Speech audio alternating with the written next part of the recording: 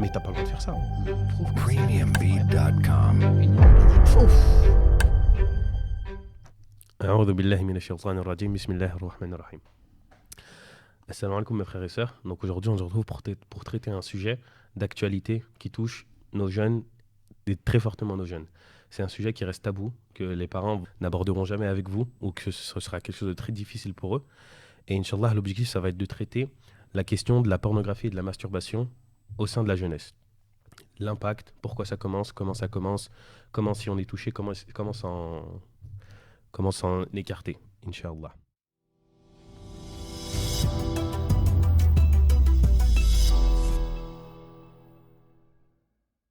Donc, on va traiter cette question, Inch'Allah, avec un intervenant donc, qui a beaucoup d'expérience dans la gestion des couples, etc.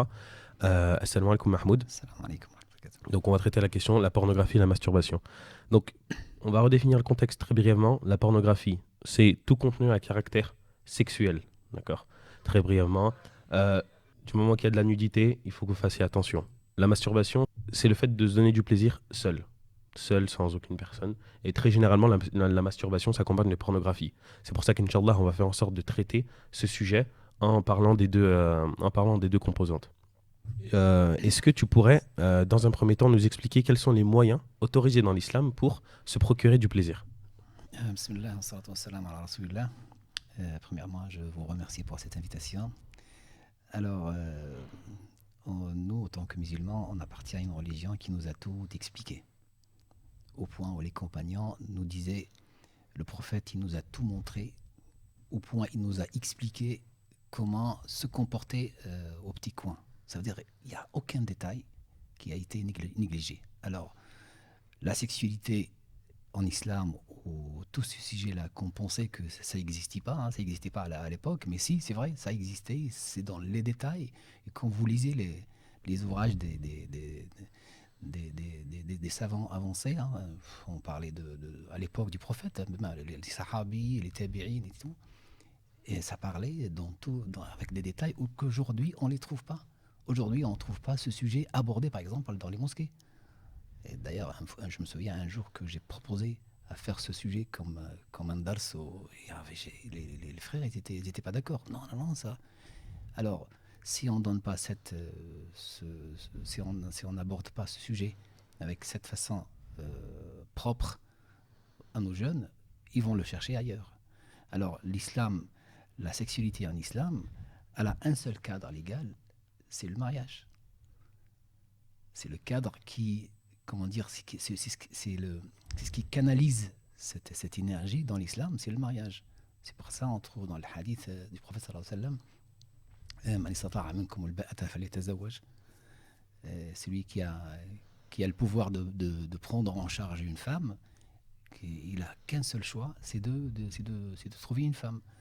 Et est-ce qu'aujourd'hui, comment on explique le ba'a aujourd'hui, dans notre époque, parce qu'il faut descendre dans la société. On ne va pas parler des hadiths, de l'idéal. On va parler de... Alors, je vais te donner quelques statistiques, moi qui aime les chiffres. Alors, si on parle de la masturbation aujourd'hui, et aujourd'hui, si on parle de notre société occidentale, ici en France aujourd'hui, une société ouverte à la sexualité, très ouverte d'ailleurs. Trop ouverte, je pense. Ouais. Et alors, on parle de 95% des hommes qui se masturbent, contre 89 ou un petit peu plus des femmes. Alors, chez les personnes mariées, alors le pourcentage est un petit peu équilibré. Il y a 70% des femmes et des femmes et des hommes qui disent qui se masturbent. Et c'est un truc. Même en étant marié. Étant marié, oui. Alors, seul ou en couple, ça on va en parler tout à l'heure, mais parce que même la religion ici, elle fait différence.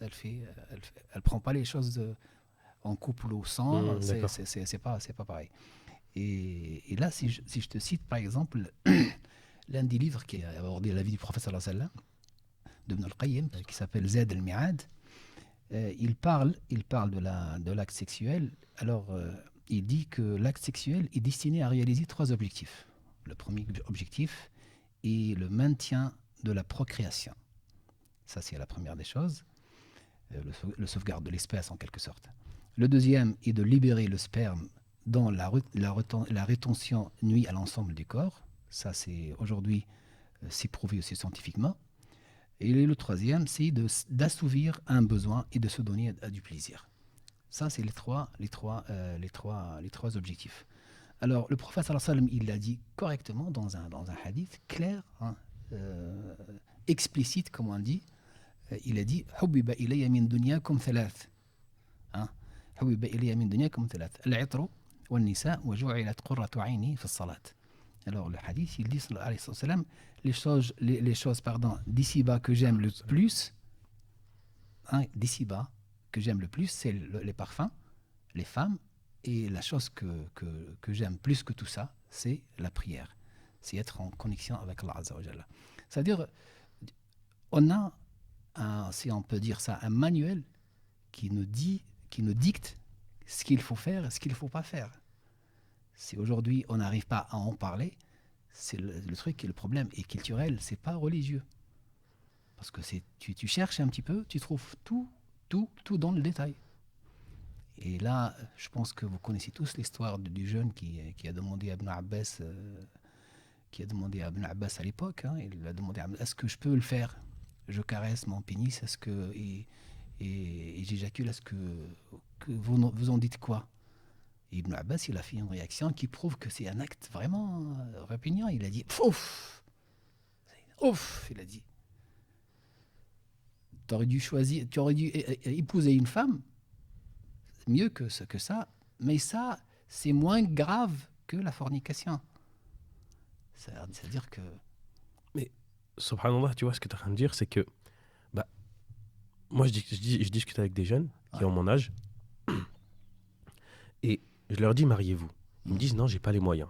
D'accord. Je leur dis c'est pas vrai parce que moi, je sais qu'ils sont dans la même situation que moi. Je leur dis c'est pas vrai parce que moi j'avais 800 €, je gagnais 800 € par mois, j'ai pu trouver un appartement, j'ai pu emménager avec ma femme. Donc ce que tu dis c'est pas vrai et j'ai pu vivre tranquillement, alhamdoulilah. J'avais ce qu'il me fallait. Et une des raisons pour lesquelles je me suis marié, c'était la préservation. Je voulais à tout prix me préserver, surtout maintenant, c'est parce que tu peux pas en fait continuer. Et ses frères, ils me disent non, moi j'ai pas les moyens. Je lui dis ok, d'accord, il n'y a pas de souci, regarde ce qu'on fait. Dans ce cas-là, ne consomme pas de contenu à caractère pornographique, ouais. Ne te masturbe pas, ne fais rien de tout ça. Et si tu veux pas te marier, c'est en ton âme et conscience. Tu as le droit, tu veux pas te marier. Marie-toi pas, mais t'as pas le droit de faire ça. Parce qu'ils utilisent comme argument, ouais mais c'est dur. Ouais, mais c'est dur, regarde là maintenant où on est. Regarde tout, les non-musulmans, comme des fois même les musulmans, ils consomment à droite à gauche, et nous, on doit se retenir. Mais comment on fait? Je lui dis, mais non, mon frère, ça marche pas comme ça, la religion. C'est ça, tu le délaisses, et tu fais ce qui t'a été demandé, tu vois. Mais t'as ce truc où c'est devenu légiférer. En fait, ils légifèrent un petit peu la masturbation pour justifier. Pour justifier ce qu'ils font. Et le problème, c'est que cette facilité d'accéder à la pornographie aujourd'hui, c'est flippant, ça fait peur. Aujourd'hui, les études prouvent que l'âge de l'enfant a avancé de 3 à 4 ans. Ça veut dire un enfant de 9 ans, aujourd'hui, il a 14 ou 15 ans, quelque chose comme ça. Parce qu'il accède à des contenus pornographiques qui le sort de l'âge de l'enfance.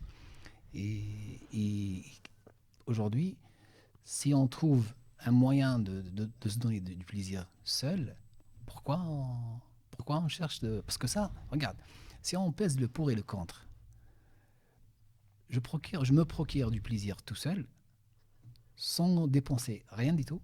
C'est juste avec mon portable et avec un petit coin, et voilà. Et je fais mon truc tout seul. Ou bien la responsabilité de la femme et du mariage et tout ça. Parce que il va se dire, aujourd'hui, regarde. Est-ce qu'aujourd'hui, on ne parle pas de pornographie, est-ce qu'aujourd'hui, tout ce qu'on voit à la télé ou sur les écrans nous pousse à s'engager dans la vie de couple? Non, il y a tout qui est fait pour la consommation, toucher à droite, à gauche, faire des tours. Voilà. Même, aujourd'hui, j'ai lu récemment une étude psychologique qui dit que même l'infidélité, on essaie de la vulgariser au point, c'est rien. On voit un film, un homme qui se trompe sa femme, et on dit mais c'est pas grave, il est malheureux. T'as vu comment on essaie de... Et ça, c'est très dangereux. Aujourd'hui, autant que musulmans, qu'est-ce qu'on regarde à la télé? Qu'est-ce qu'on regarde sur les écrans? Tout ce qu'on regarde, il rentre dans notre subconscient et il change nos convictions. Et c'est ça qui est dangereux. Tu regardes, allez, je regarde avec ma femme. Je ne dis pas, allez, privez-vous de la télé, ne regardez pas les films, je ne suis pas de ce genre même dans mes doros et dans mes prêches, je ne dis pas ça. Non, mais essayez d'imaginer, par exemple, que le prophète sallallahu alayhi wa sallam, il est à côté de vous. Ah, c'est difficile. Ouais, ça, c'est C'est difficile. ça, c'est la mise en situation Tu compliquée.